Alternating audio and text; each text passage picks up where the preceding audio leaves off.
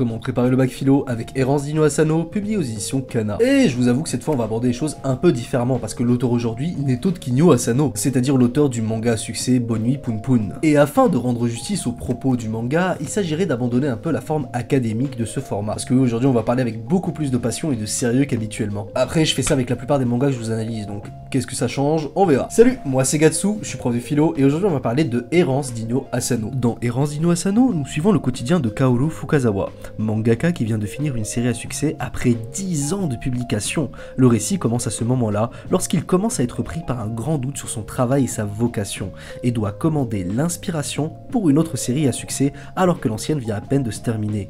Hésitant donc entre le manga qui se vend et le manga un peu plus personnel et intime, ce choix qui lui est imposé et qu'il s'impose à lui-même va le faire tomber dans une grande dépression, un gros moment de crise existentielle. Kaoru fera face à ses propres démons en tant qu'artiste. Et Errance d'Inyo Asano s'est catégorisé seinen, et vraiment là ça prend tout son sens. On y reviendra à la fin de la vidéo mais vous verrez, c'est clairement un seinen. Les thèmes abordés sont multiples, ça va de la création artistique à la dépression, en passant par le manque d'inspiration, le travail, mais aussi la notion de liberté. Et je vous avoue qu'Errance, à titre personnel, traite beaucoup plus de l'opposition qu'il existe entre la notion de bonheur et celle de joie, du moins dans la création artistique. On y traite donc de la place et du rôle de l'artiste dans un monde où la création artistique est commandée par les exigences d'une industrie ultra prolifique, allant jusqu'à le faire sombrer dans une profonde dépression. C'est donc un récit très intime, car on y parle aussi du rapport de l'artiste à lui-même, à son œuvre et à ses collègues dans le métier. En somme, c'est un manga qui parle de la valeur du manga, mais aussi du mangaka. Asano nous délivre encore une fois un récit ultra intime, ultra cru et aussi ultra vrai. Donc attention, pour moi, c'est un récit pour public averti, comme Bonne Nuit Poun Poun, dans le sens où si vous vous sentez mal, c'est peut-être pas la bonne idée de le lire, mais ça reste un récit incroyable et magnifique. En tout cas, je trouve que c'est un récit où les lecteurs qui auraient déjà vécu une crise existentielle vont très vite se retrouver dedans et se reconnaître dans le personnage principal. Et je parle pas de n'importe quelle crise, je parle d'une crise qui intervient à un certain âge, justement. C'est d'ailleurs ce qui en fait proprement un seinen, dans le sens où il s'adresse à un public adulte ayant déjà un certain vécu que les jeunes ne pourront malheureusement qu'intellectualiser. Parce que oui, c'est pas fondamentalement inaccessible, c'est juste que ça va demander un effort d'imagination pour un certain public, et pour l'autre, ça va beaucoup plus rappeler des choses qu'ils ont vécues ou qu'ils sont même en train de vivre. Une relation à l'œuvre d'art qui est quand même assez intéressante dans le sens où nous pouvons aller vers certaines œuvres pour nous réconforter vis-à-vis d'expériences qu'on a déjà vécues et nous y reconnaître. Parce qu'on a là une forme de crise de la trentaine pulsée justement par une recherche de signification, que ce soit au niveau de sa vie qu'au niveau de ses projets, de cette passion première qui l'a amené à s'engager dans un certain chemin de vie. Bref, le personnage principal recherche son leitmotiv premier, ce qui a motivé son choix originel de lui-même, son projet de soi, qui l'a amené à se dire « Tiens, j'ai envie d'être mangaka dans ma vie ». Cela ne manque pas de nous rappeler les récits de Jean-Paul Sartre dans Les Chemins de la Liberté, où justement le personnage principal est un professeur de philosophie, big up, qui justement cherche à effectuer un acte purement libre. Et cet acte libre, il le comprend dans le fait qu'il doit s'engager dans un mode de vie où il va totalement se redéfinir en tant qu'individu. Bref, le projet de soi sartrien. Parce que oui, après 10 ans à faire la même chose, eh ben il arrive qu'on se perd, il arrive qu'on erre, il arrive qu'on se demande pourquoi on fait ça déjà de base et qu'est-ce qui nous y a poussé, est-ce qu'on peut encore tenir longtemps dedans, ou trouver l'énergie nécessaire pour continuer ce que l'on fait déjà et retrouver donc cette passion qui est donc un moteur dans notre existence. Mais pourquoi le manga s'appelle Errance justement? Eh ben parce que le personnage principal, il erre littéralement, que ce soit d'un point de vue physique ou d'un point de vue existentiel. Il se laisse porter et n'a plus de puissance créatrice, il n'est plus véritablement actif dans ce monde, rappelant que l'artiste est un être qui crée avant tout, et c'est par cet acte de création qu'il se réalise pleinement et manifeste son humanité. Pour plusieurs penseurs, comme Bergson dans son énergie spirituelle, c'est par la création que l'on se définit. Et plus notre création est signifiante et puissante, c'est-à-dire plus notre création elle a un sens et elle va porter en elle un message, plus nous nous rapprochons d'un sentiment qui surpasse même celui du bonheur. C'est ce que Bergson appelle la joie. Et nous ne connaissons véritablement la joie que lorsque l'on crée quelque chose de significatif pour nous, mais aussi à l'échelle de l'humanité. Or, Kaoru ne crée plus, ou du moins ne fait que produire des œuvres commerciales avec un succès de même nature. Il n'est tout simplement plus inspiré, l'amenant jusqu'à toujours dire qu'il déteste les mangas. C'est normal, c'est la source de son malheur dans le récit. Et justement, parce que son action en tant qu'artiste, elle est nulle, elle ne vaut rien, il va commencer à faire du mal à son entourage. Il va dire des choses blessantes, il va essayer de se séparer avec la femme avec qui il est marié et qu'il aime encore. Bref, il va chercher à créer un chamboulement dans sa vie pour se prouver à lui-même qu'il a encore un effet sur le monde, qu'il est encore actif, qu'il peut être la cause de choses qui peuvent se produire autour de lui. Parce que n'oublions pas que l'artiste, c'est quelqu'un qui laisse avant tout sa trace dans le monde. Et lui, il n'arrive pas à laisser une trace assez intime et puissante pour qu'on puisse se dire c'est lui qui a réalisé ça. Bref, il a ce moment de manque d'inspiration où il a besoin de réaliser des actions potentiellement dangereuses pour lui pour qu'il puisse se sentir vivant. Encore une fois, c'est du vrai Asano, c'est purement cru, c'est totalement horrible et pourtant on adore lire ça. Pourquoi? Parce que ça nous confronte à notre part en nous qui est totalement sombre, à laquelle on ne veut pas se confronter mais qui existe et qu'on reconnaît justement. Je veux dire, vous avez lu Bonne Nuit Poun? Kaoru n'arrête pas de dire qu'il déteste les mangas à qui veut bien l'entendre. Mais en vérité, c'est qu'il les respecte trop. Ce qu'il déteste, c'est le manga qui se vend, justement.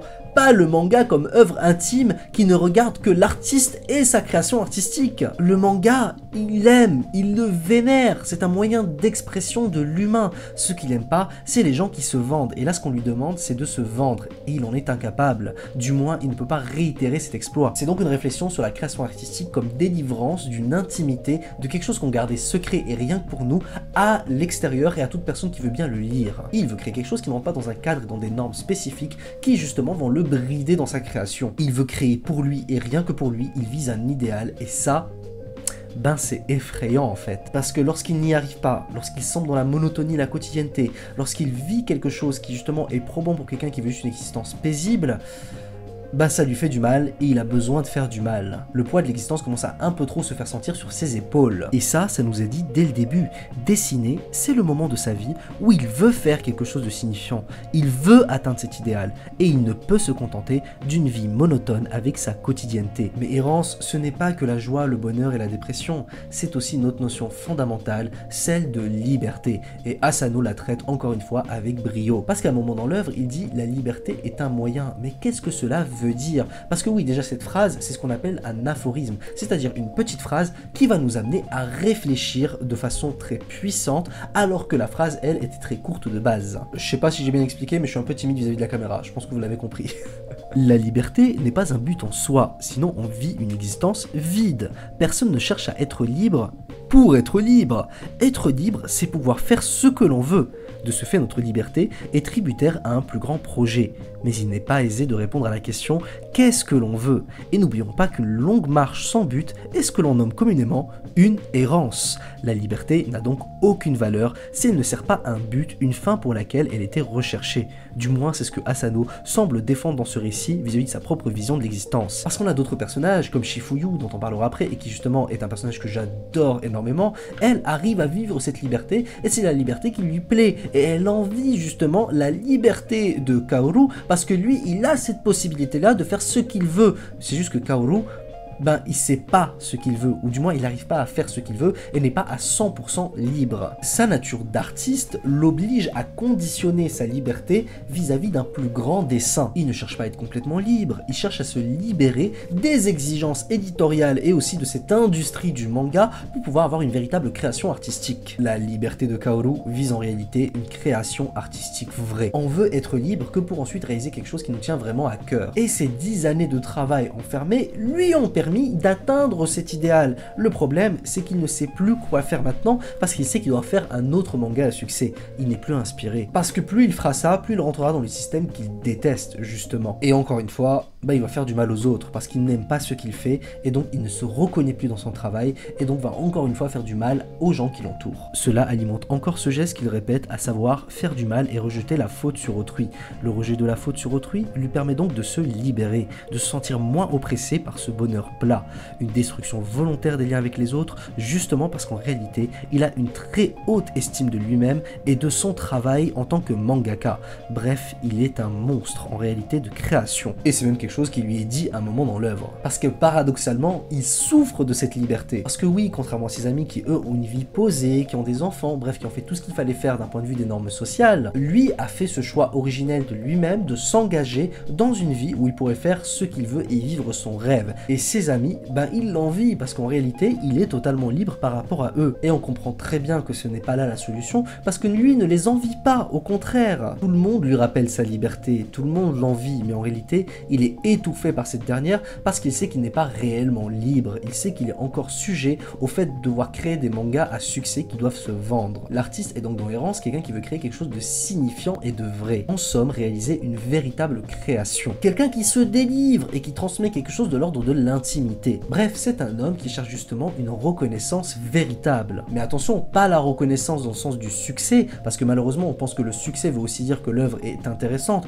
Or, Asano se rend bien compte que ce n'est pas le cas, mais une reconnaissance dans le sens où on le reconnaît pleinement comme il est. On arrive à reconnaître qui est l'homme derrière le manga. Et justement, c'est pour ça qu'il est fasciné par les filles aux yeux de chat, parce que c'est des personnes qui lui donnent l'impression de totalement le voir et le connaître tel qu'il est réellement. En somme, il est intimidé, il adore ça. Et comment parler d'Errance sans parler de ce personnage qui est Shifuyu. À travers elle, on comprend qu'il cherche quelqu'un qui le regarde réellement comme il est. Et j'ai trouvé ce moment très intéressant, car ça commence par quelque chose de totalement factice en tout point. Je veux dire, ça commence par une transaction, il lui donne pas son vrai nom, il lui donne pas son vrai métier, il n'y a rien de vrai dans le rapport. Pourtant, quelque chose de vrai, de beau et de sublime va naître au fil du temps. Sublime aussi dans le sens que c'est un peu effrayant pour Kaoru. Il sait plus où se mettre, il envisage même un futur avec elle. Mais en réalité, il abandonne cette idée. Pourquoi? Parce que lui, ce qu'il veut, c'est créer. Kaoru se refuse donc très vite cette idée après un week-end passé à la campagne où ils ont vraiment partagé à deux un moment fort d'intimité et où Shifuyu lui avouait qu'il lui plaisait vraiment. Encore une fois, ça rentre dans cette démarche d'autodestruction. Il veut se libérer de ce bonheur pour pouvoir de nouveau être inspiré. On comprend ici que le bonheur est dangereux pour l'artiste qui veut produire une œuvre qui prend racine dans son être, car dans ces instants, il s'oublie en tant que tel. En fait, on pourrait même dire qu'Errance est une œuvre où Asano explique le danger du bonheur pour l'artiste tel que lui. Rappelez-vous les paroles de son ex d'université dans les premières pages. Et je ne peux m'empêcher de faire un parallèle avec le film de Damien Chazelle, Whiplash, où pour faire de grandes choses, le protagoniste rompt avec sa copine, car elle lui offre un bonheur qui le divertit trop, et bien évidemment, c'est une erreur, et ça fait de lui un véritable monstre. Oui, Errance parle de liberté, mais comme libération du bonheur réel pour atteindre la joie de l'artiste, libération de ce divertissement qui rend l'existence belle et supportable. Lui veut la vraie inspiration qui naît d'un sentiment profond et déchirant. Je vous avais prévenu, Asano, c'est dur et c'est cru. Et tout cela, il le fait pour atteindre un idéal que l'artiste envisage. C'est pour cela que Kaoru est pris d'émotion lors d'une séance de dédicace où une fan lui explique qu'il l'a vraiment touché. Il s'est subitement senti artiste avec toute la puissance qu'il peut avoir sur la vie de ses lecteurs. Et on a aussi pris le temps de le voir tel qu'il était réellement dans cet échange. Encore une fois, Errance, c'est ce que j'appelle un véritable seinen, parce qu'on pénètre totalement dans l'intimité d'un homme qui est dans la vie active et qui vit une vraie crise existentielle que seul un homme dans la vingtaine, trentaine ou quarantaine peut véritablement connaître. Et le tout sur quelque chose que je trouve vraiment beau dans le manga, sur un ton profondément mélancolique. Et c'est pour ça qu'on n'arrête pas de lire du Asano, parce que Asano, c'est incroyablement bien écrit. C'était Gatsu Sensei, vous êtes la génération terrible, et n'oubliez pas, vous avez 4 heures.